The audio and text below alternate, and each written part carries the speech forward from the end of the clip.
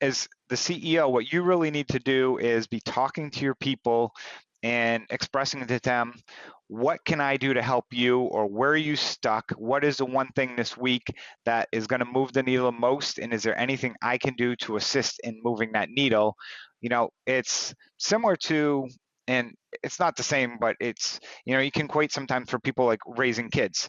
You can't just sit there and basically baby them the entire time. You got to let them learn. You got to let them grow. You have to let them make mistakes. Now, you got to, still be there for them and make sure that the mistakes aren't extremely detrimental where it's hurtful, but you have to give them that experience because that's the only way they're going to grow and be successful, which helps you in the long run. You're asking yourself, why am I doing this? Smart people would know how to use all these different tools. They start with something small. You'll never get your entire organization if you don't pull off operations. Don't give up. It can be as small as that. I think you guys are going to have our last today.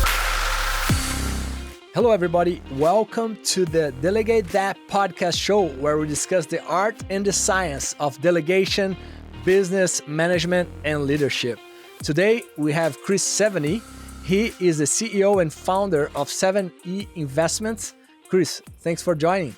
Thanks for having me. Glad to be here today. Appreciate having you here today. And I guess if you can share your story to us here before we get rolling into the content. Yeah, so thanks for, again, having me here. My story is probably very similar to many people as they grow professionally. I graduate from college, got into as an engineer, but was always in management. I was doing construction management for many years. So that was interesting, managing, groups of up to 50 contractors. I ran a multifamily real estate division for several years, and then several years ago went out on my own where I launched a real estate fund investing in defaulted mortgage notes here in the US, and currently manage a team of 7 as well as many different vendors, consultants, and other people. Love it. No, that's an amazing journey. Well, let me start with a strong question. We're just starting the year now. What was the one decision that you've made last year that had the biggest impact on your company's growth? Ooh, that's always, a great question because there's so many, little decisions that actually benefit you more than I think some of the bigger decisions. The one that I will say made the biggest gain on our growth was providing some business coaching for our key personnel and staff. Oh, can you tell a little bit more about that? I'm curious now. Yeah, so as a business owner, one of the things everyone always struggles with is spending money and, using your resources, whether it's for marketing, advertising, training. That's always the last thing. You're always trying to spend something where you want to see that instant gratification, which is what happens in today's world. We spent money on business coaching for our leadership team. And what we found as part of that coaching is within small companies, everyone's always trying to wear many hats and do many different things. And what we realize and come to the conclusion on is you only have so much energy, you only have so much time, you only have so much focus. So how can you take your knowledge and resources and use your time to really make bigger decisions and take some of those smaller decisions and I'll say outsource or pass them and delegate them to people who can still manage and take those, but allows you more time to focus on the bigger picture items. I love that. And my next question is, how do you balance high level strategic thinking with day-to-day demands that show up fires every day? How do you keep those things compartmentalized, I guess is the question. It is really hard because, a great book out there about this is what's called What Got You Here Won't Get You There. And what that book talks about is when you start out in your career, you're mostly a doer and you get recognized for somebody who can just do a lot of stuff. But as you grow and become an executive or a manager, it's not about what you can do, but about how you lead. And it's really, really hard. And something I struggled with was making that jump from I was a really good doer, but then to a leader. And it's something I still struggle with today.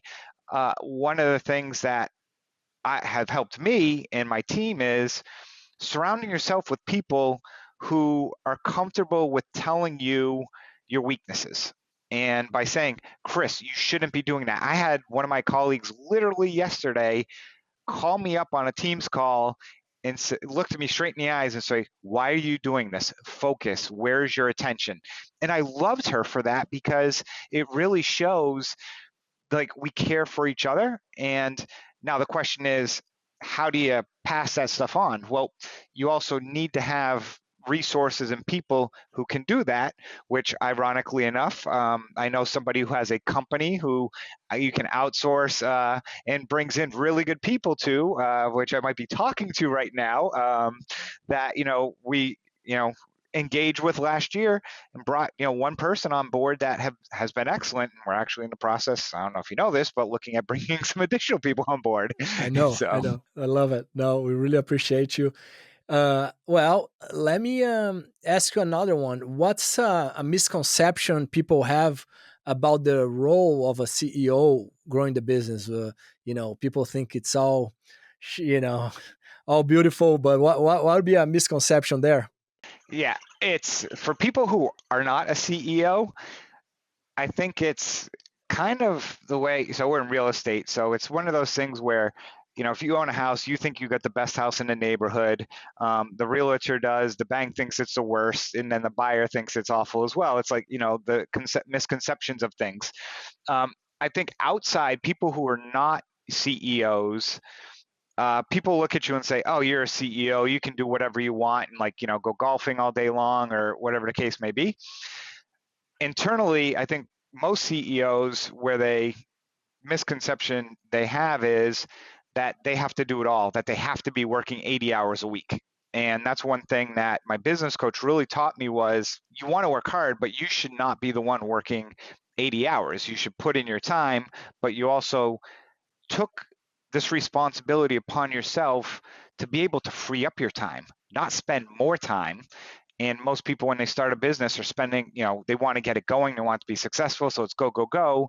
But you're going to burn yourself out, and you got to rewind and pull back from that. So you end up, it's a marathon, not a sprint. And that's something people got to recognize and remember. I love that. And sometimes, probably most of entrepreneurs' personality, when we do too much, when we have a team and we want to do more things instead of leading, we mess things up, right? We don't let the team do their job. Yeah. And, sometimes it's like your team is like, hey, can you stay out of my way? Like, I got this. And they don't want you putting your fingers in. As the CEO, what you really need to do is be talking to your people and expressing to them, what can I do to help you, or where are you stuck? What is the one thing this week that is going to move the needle most? And is there anything I can do to assist in moving that needle? It's similar to, and it's not the same, but it's, you can equate sometimes for people like raising kids. You can't just sit there and basically baby them the entire time. You got to let them learn. You got to let them grow. You have to let them make mistakes. Now, you got to, still be there for them and make sure that the mistakes aren't extremely detrimental where it's hurtful, but you have to give them that experience because that's the only way they're going to grow and be successful, which helps you in the long run. I love that. And I think it was Elon Musk that said, the job of the CEO is basically work on the worst problems. It's a distillation of the worst problems in the company. It's like, okay, what's the next one? What's the next one? No, that's true. Love it. What do you think is one skill that is underrated for CEOs today, and how have you been working on that skill? One skill today, yeah, I'll use a term, empathy is, I think, and I don't know if it's a skill, but, I come from, I'm a Gen Xer, and, I'll age myself, will be 50 this year. And I came from an industry that was very conflict oriented, yelling, screaming, proverbial knockdown, throw down, type of arrangement. And when you spent 25 plus years doing that, and I've seen how people lead. I've seen companies where the leader was the yeller and the screamer, and basically the intimidating force. And I've also worked for companies where they were very methodical, thoughtful, and basically had the empathy. There's a balance between it. I think people, when they get started, want to show as a CEO, like, I'm in charge. But, the best way to build respect and to build your your brand isn't by being, puffing up your chest. It's by caring for your people, understanding their needs, and realizing you have bad days, and it's okay to share that or show that you're having a bad day. Because if you're looking at somebody and they can look at you and they're just like, oh my God, this person looks so mad. It's just they're having a bad day, but that person's going to think they did something wrong. Where it's like, Marcio, hey, I just want to let you know, today, little, not having a great day, nothing you did. So it's not my personality today. If I'm a little short with you, it's not about you. It's just, something else. And having that type of conversation and being a little bit vulnerable can go a really long way in today's world. Gonna use that. I love it. I love it. That's amazing. Um, when do you delegate to your leadership team? Any specific framework or boundaries do you put in place to keep alignment? Great question. A few things. So we operate on EOS, the operating system.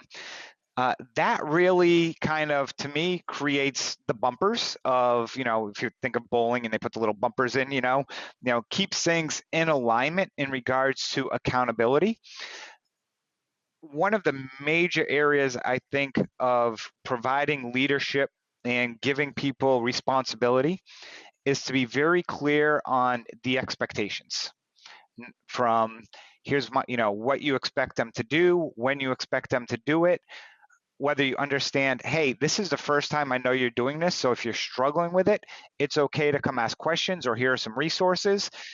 In the same token, if it's something that they've been doing for 3 years and it's a spin-off of something you're doing, the expectation is going to be very different, because you're going to expect, hey, I expect you to just be able to take the ball and run with this and not need me until I want you in a week's time to just come present to me how we want to proceed or move forward with this marketing, this marketing venture, or this,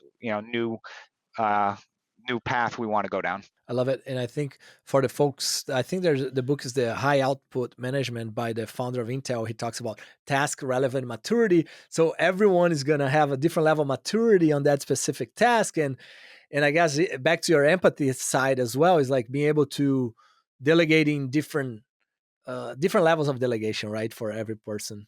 Yeah, and one thing I'll add to that, which is, for me, one thing honestly I struggle with, again, goes back to my career in real estate, was primarily a very male-driven, older male-driven workforce. So I spent, in my 20s and 30s, I was working for people, men in their 40s and 50s, which today are, 60, 70, 80 years old. Today, I primarily work with a lot of females, and people in my generation are younger. And whatever people want to say, generations are very different. One is not better than the other. There's certain things that are very good about certain generations, things that I think ones could say, hey, this could be improved or that could be improved. I think one of the things that has truly happened over time, which is, I think, a benefit to society, has been people being more caring for others. Where, in the past, I think people were more, it was more about them in regards to, hey, me, my career, and so forth. When I look back in my younger days, where today I view things much more in a team environment.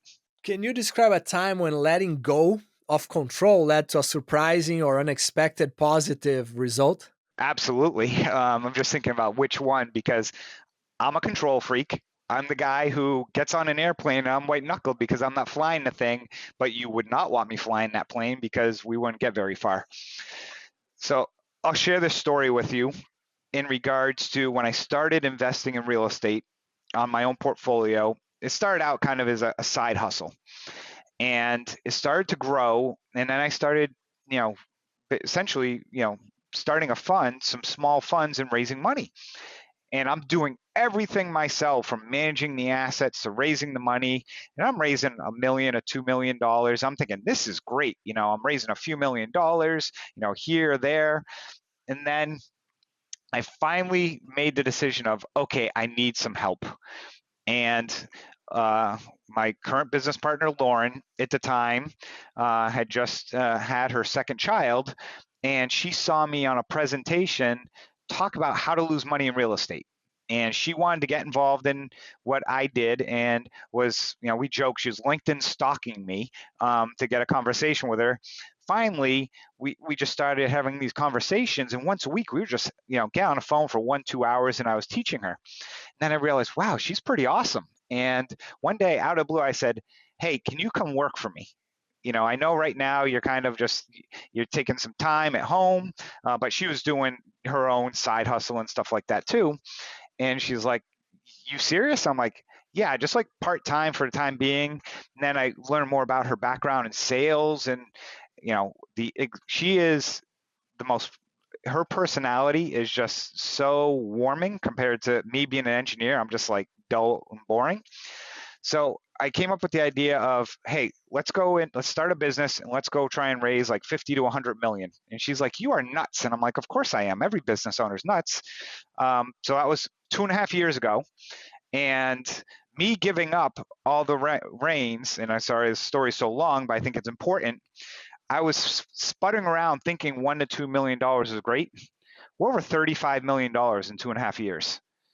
And there's no way I could have done it with her. I mean, without her, sorry.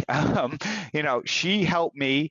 And then she also, gave me insight of, hey, we need to build out our team a little bit more. We need somebody who's an operation. Chris, you can't just do operations all day long. You got to lead, and then we started just continuing to build out and put the pieces together, where now I look at a sports team, like a soccer team, where, hey, we need a goalie, we need, the forwards, we need the defense. It's like, you need specific people in certain positions. You can't just have one person and just everyone else not do anything, because you're never going to win if you're the only person on the field. Yeah, no. And we think early on, we always think we're the best at everything. And then we learn that nope.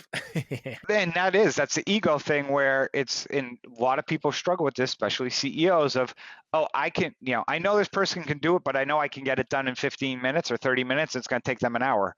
Well, guess what? Let them take the hour, because if you took that 30 minutes and focused on moving your company forward, think about how many times you do that in a day, a week, a month, and then you took all that time to grow your business. You realize, like, oh my God, like, well, the time. Would you say something that I personally experienced the first couple of years, like even having an assistant or other people in the team, I was not, stuff came at me, and I didn't had this default of delegation. And now basically everything that come at me, the default is delegation. And I do my thing, right, that I need to grow the company. But do you perceive that in your journey as well, or not? I was just curious, because I've experienced that early on. I didn't have that filter, and now the default button has changed. I'd say my default button's probably still split. And I think part of it is, people who run a company, there's certain things you should be doing to move the company. There's going to be some tasks that you shouldn't be doing, but you enjoy doing. They fill your cup. And, for one of those in my company, it's certain aspects of looking at real estate that we're looking to acquire. I really love that. And I have somebody that does it, and I'm all the time like, hey, I'm going to help you, or I'm going to take this. It's not because they can't do it, but I tell them, like, that fills my cup. There's certain things as an executive that don't fill your cup that you need to do. So you need to have that balance. But no, you're right. Certain things now is it comes through, and I'm just like, I'll forward it to person and give them, hey, can you, do you mind running with this or taking care of it? And really just pushing that off and understanding that it's important that you need to do that. How do you ensure that your vision is communicated well across the every level of the company? Oh, communication. So one of the things that we are doing next week as an example of our company is, again, EOS sets it up. If EOS is like the roadmap of baking a cake. It's like they tell you all the ingredients, they tell you how long to cook everything, and you just follow the steps, and you're going to have a nice fluffy cake that's going to taste good. EOS, I in my like it. mind, is essentially the same as running a portion of running your business.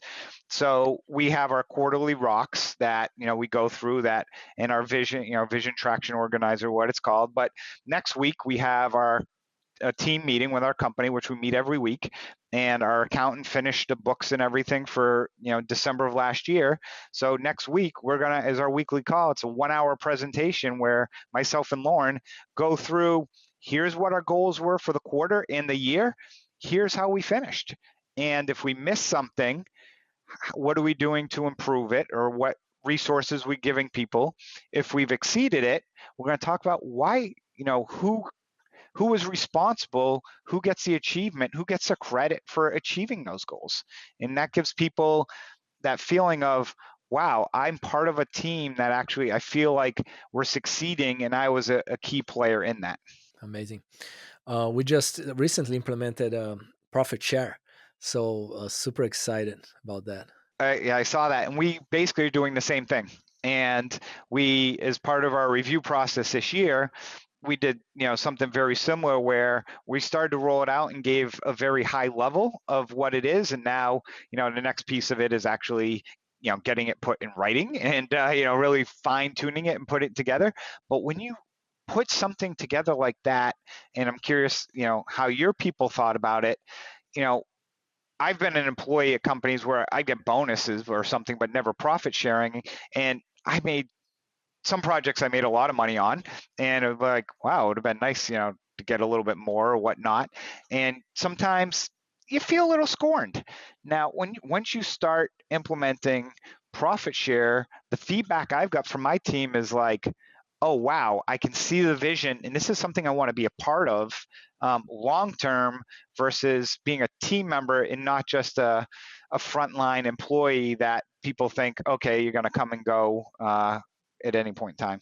That is exactly our experience, and also people are like more aware of, oh, let's cut the costs here. There's some inefficiencies there, and that kind of situation. So I did an analysis over basically a 5-year period, and I made, I won't get into specific numbers, but I basically said to the team, I'm like, hey, look, if we can cut this much per year over and do that consistently over the next 5 years, that's going to equate to this much money in your pocket in 5 years.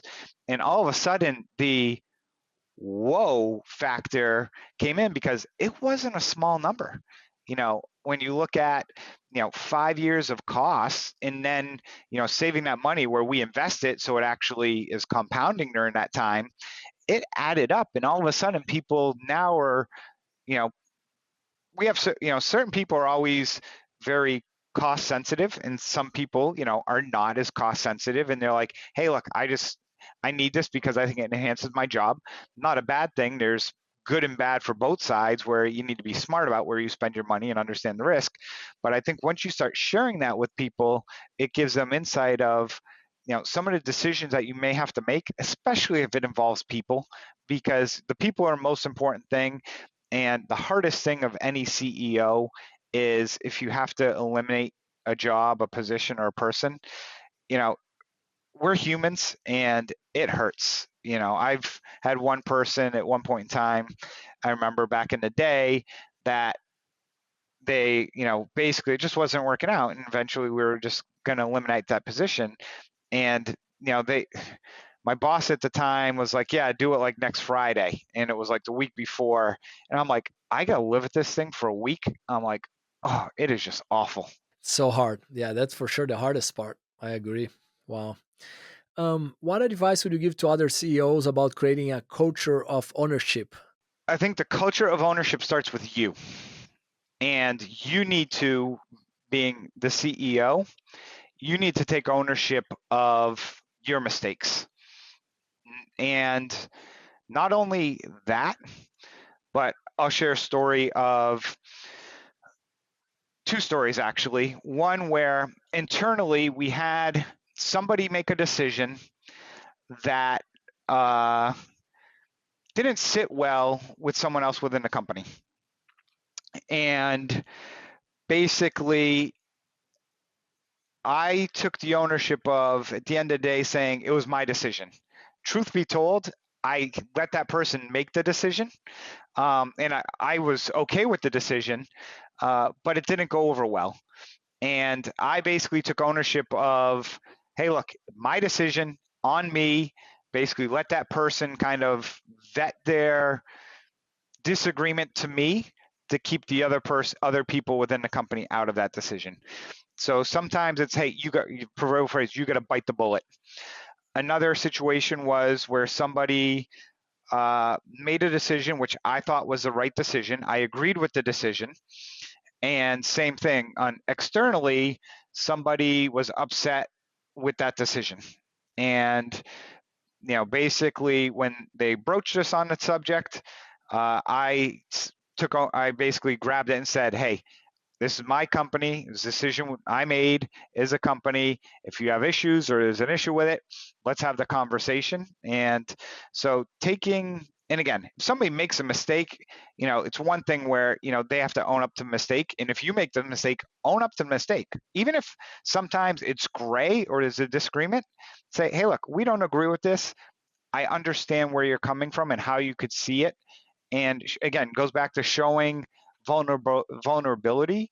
Now, you can't be completely vulnerable in regards to, you have to have a backbone is really what it boils down to, and be able to sometimes accept responsibility for things that at the end of the day, you may have had an input, but it's still your company. So it still is going to reflect on you. Well, anything else you want to add to this chat today before we wrap up for the day? And also at the end, I want to get where people can reach out and follow you on LinkedIn and other places. The one thing I'll say to share with people in regards to everything you hear from people that you discuss with is when you start managing people, leading, you're a CEO, sometimes it's not going to be natural.